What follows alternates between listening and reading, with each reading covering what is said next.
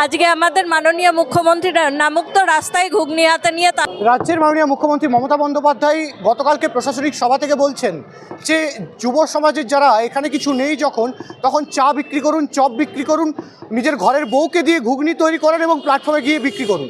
ঘুগনি বিক্রি করব কি বলছেন? আমরা তো অলরেডি বিক্রি করছি। আমরা অলরেডি এই যে দেখুন চপ ঘুগনি, আমরা কিন্তু এই সিঙ্গাড়া আমরা কিন্তু বিক্রি করছি। আপনারা দেখতে পাচ্ছেন, আপনারা কিন্তু দেখতে পাচ্ছেন। এবং দেখুন আমাদের এখন কোনো উপায় নেই, আমাদের করার কিছুই নেই। আমরা যোগ্য হওয়ার পরেও আমরা 60 পেয়েও আমরা ইন্টারভিউ ডাক পাইনি। এই কমিশনের, এই সরকারের চুরির যে ষড়যন্ত্র, সেই ষড়যন্ত্রের শিকার হয়ে আমাদের কিন্তু আজকে দিদির খেলায় হেরে গিয়ে দিদির নিদান মেনে আমরা কিন্তু এই চপ সিঙ্গাড়া এবং আমরা কিন্তু এই যে বেগুনি তা কিন্তু বিক্রি করছি। তাতে একই জাত, মুদ্রার যেমন এপিট ওপিট, ঠিক তেমনই ঘুগনি মুড়ি আর চপ ছাড়া তো ভালো লাগে না। দিদি আগে একসঙ্গে সব কিছু নিদান দিতেন, এখন তিনি ভাবছেন আর তো বলার কোনো ডায়লগের কোনো আর ভাষা নেই, আর কি করবেন? তার জন্য একটা করে ডায়লগ তিনি পেশ করছেন, যে কখনো ঘুগনি, কখনো মুড়ি, কখনো চপ, কখনো বেগুনি। দেখুন এই চপ বিক্রি মানে ঘুগনি বিক্রি। আমাদের পিছনে দেখলে দেখতে পাবেন যে ঘুগনিও বিক্রি করছে একজন। বাংলায় আছে বাকি, বাংলায় আছে বাকি। আবার একটা প্রশ্ন, বাংলায় কি নেই? বাংলায় আছে চোর, বাংলায় চোর আছে। কারণ ওই 14 তলায় আপনি গিয়ে দেখুন, ওই চোরদের পাঠশালা, ওখানে শিক্ষা হয়।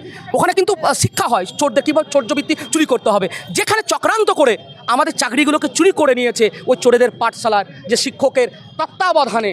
এবং দেখুন সেই ষড়যন্ত্রের শিকার হয়ে আমরা কিন্তু চপ সিঙ্গাড়া এবং বেগুনি বিক্রি করছি। তাছাড়া আমাদের কোনো উপায় নেই।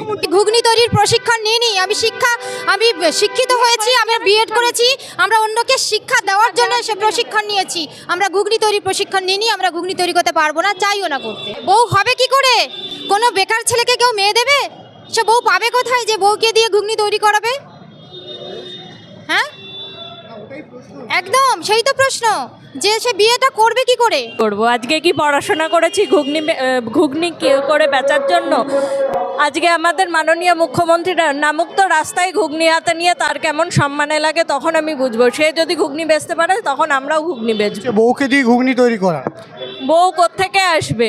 চাকরি হোক আগে, বেকারত্ব ঘুচুক, তবে না বউ আসবে। প্ল্যাটফর্মে গিয়ে ঘুগনি বিক্রি। প্ল্যাটফর্মে বললাম তো, মুখ্যমন্ত্রী আসুক, নিজে আগে বেচুক, তারপরেও আমরা নামবো।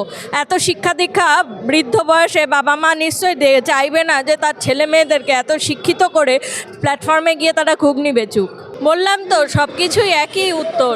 উনি আসুক, উনি আমাদের সামনে আসুক, আমাদের দাবিটা আগে মানুক, আমাদের যন্ত্রণাটা আগে নিজে টের পাক। ওই এসি ঘরে এসি গাড়িতে চড়ে প্লেনে করে বিদেশে গেলে তারা আমাদের যন্ত্রণা কোনোদিনও বুঝবেন না।